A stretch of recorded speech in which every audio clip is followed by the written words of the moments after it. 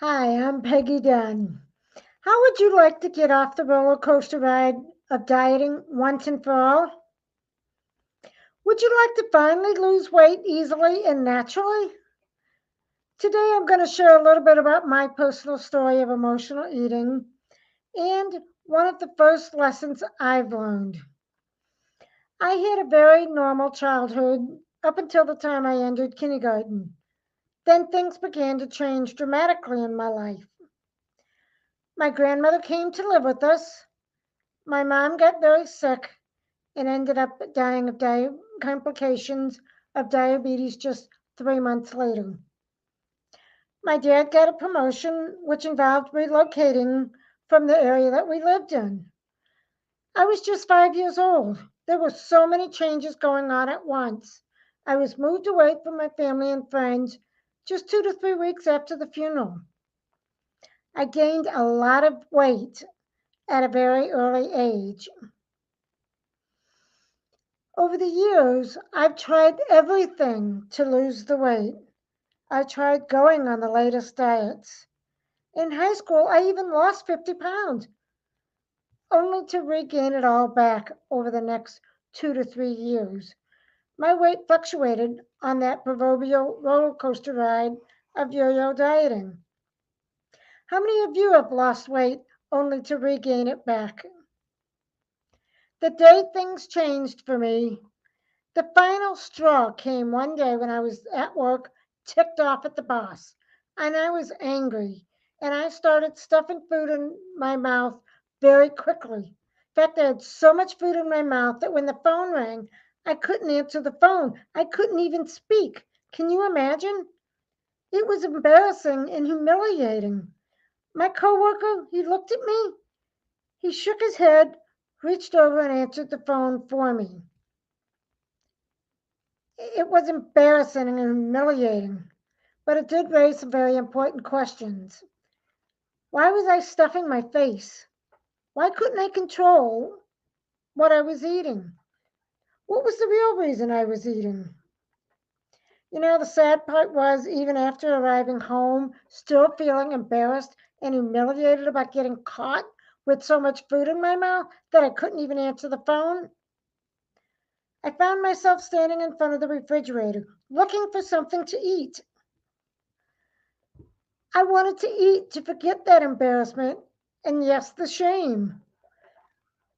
I began to get very curious about why I was still wanting to eat even after that embarrassment and shame. The revelation was it had nothing to do with food. So I walked over to the couch and listened to that internal conversation going on in my head. I was not nice to myself. The conversation I had was, I'll never measure up. I'll never lose the weight. I'm so undisciplined. I'm never going to get this right. And so on. In that moment, I knew something had to change. I had to work at quit beating myself up. That judgmental voice was my voice of shame. It was self defeating, negative talk. It kept me stuck on disordered eating. So I sat down and thought about the way I talk to myself. I came to the conclusion it doesn't serve me in any way. I thought about my self judgment, my self degradation. What was I hoping to gain? I guess at first I thought I was motivating myself to lose weight. Say what? Where'd that motivation come from? From my past. For example, when I was young, I got a C on my report card. And I remember my parents saying, "A C? You were so close to a B. You could have done better than that. I expected at least a B. If only you had applied yourself just a little bit more." They thought they were motivating me to strive toward my best self. Unfortunately, as young children, we think the world revolves around us and that our parents are all knowing. So all I heard was, "You didn't do good enough." This became a belief that I carried forward in my life. I never stopped to consider where that inner critic, that negative belief was coming from. So I started working on becoming more self compassionate rather than judgmental towards myself. I started giving myself some grace, grace to be an imperfect human being, to see my weight as only one aspect of me. Second, I realized it was my self judgment that was actually perpetuating the problem. When I constantly judged myself for my weight or eating habits, it led to feelings of shame, guilt, and frustration, which in turn led me to feeling anxious, depressed, which led to turning to food as a way to cope with these difficult emotions. This creates a cycle of emotional eating that can be difficult to break. It's a vicious cycle, a downward spiral. Letting go of the judgment allowed me to experience greater peace of mind and to develop a more positive outlook on life.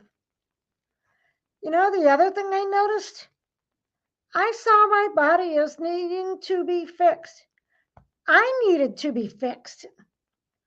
My negative self talk totally destroyed my self confidence in this area.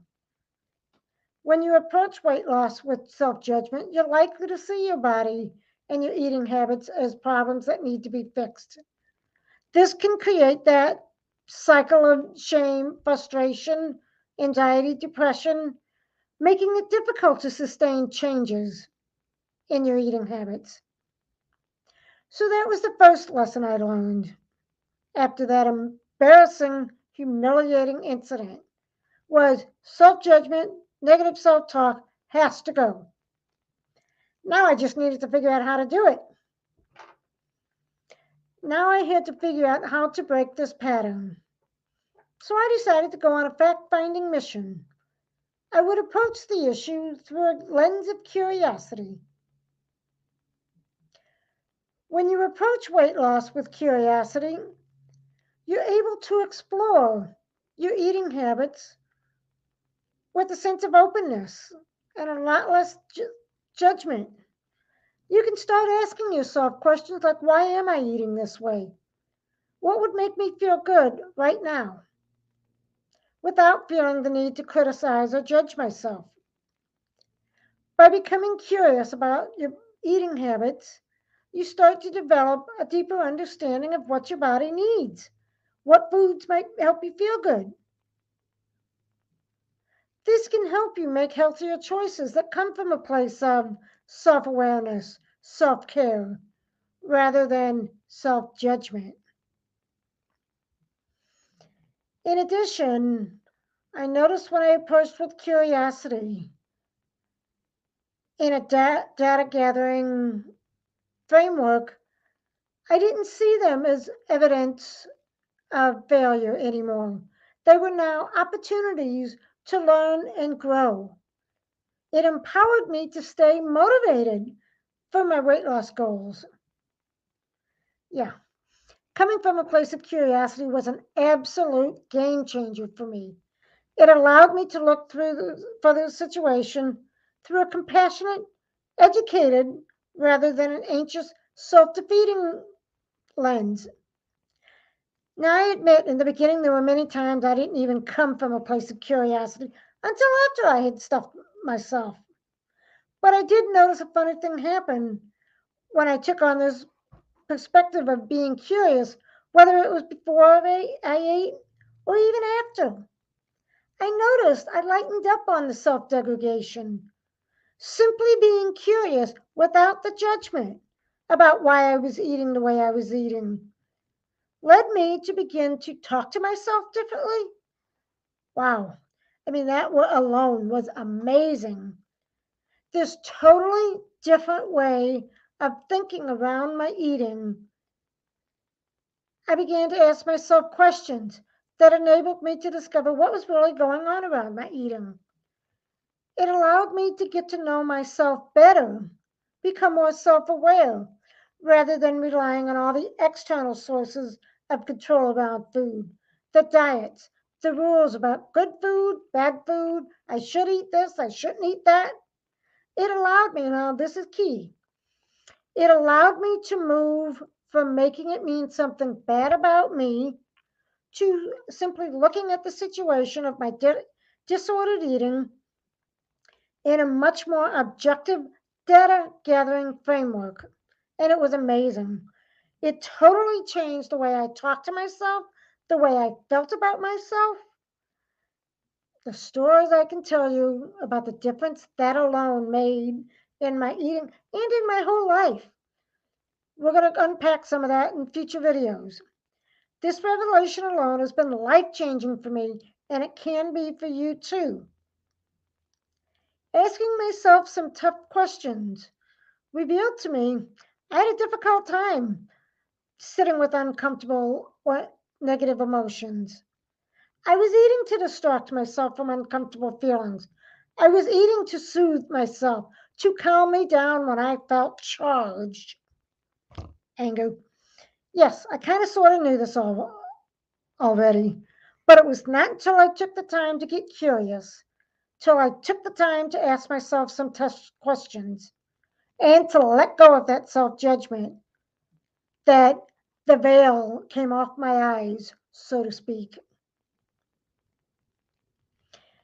As I continued to be curious around my eating patterns, I began to explore some of those feelings I was experiencing around my eating. I discovered I used food as a coping mechanism to avoid dealing with uncomfortable feeling. I know, big surprise, right? You see, when you understand what is behind your primary emotion, the how and the why the emotion is there, now you can begin to make a conscious choice about how to respond to it rather than just a knee jerk reaction to eat to avoid, soothe, or delay that emotional experience. Emotional eating really is all about the underlying associations we make between emotions and food. You know, from the day we're born, we have physical needs, but we also have emotional needs.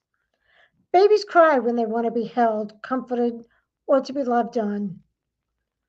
For some of us, as we grow older, however, we're taught some emotional needs are not acceptable. So we begin to form beliefs around our emotions. We get overwhelmed with our emotions. We learn it's easier to bury those uncomfortable emotions. We forget how to identify or ask for our emotional needs to be met. I mean, really, how can we ask for them to be met if we don't even know what they are? We don't. We learn to ignore our emotions. We develop emotions around our emotions. Those unmet emotional needs trigger our desire to eat. And to compensate for those buried or ignored feelings, we try to compensate. Some of the ways we try to compensate are just burying those emotions, stuffing them down inside, never voicing them. We isolate ourselves from people. We people please, put other people's needs first. And of course, the big one, the one we're talking about now, is we turn to food, drugs, alcohol, shopping, or some other behavior to comfort ourselves or to deal with those uncomfortable emotions. Emotions are valuable information about our experiences, ourselves, and even the world. When we avoid those emotions, we avoid some aspects of our lives. So, getting curious about the associations made between emotions and food, and beginning to ask questions about what we're truly hungry for, then we begin to learn some valuable information about our lives. So, the first and biggest lesson was simply to come from a place of curiosity without judgment. It enabled me to see the way I think, see, and feel about myself by letting go of that harsh judgment. I began to rediscover self awareness, self acceptance. Second lesson, I was able to reveal my emotions and what message they had for me. about what I was needing in my life to be more fulfilled. I became more objective in the way I viewed my eating habits and was now able to identify what I was truly hungry for and learn how to satisfy those deepest cravings. The third lesson is now I can take different actions and establish better and healthier habits.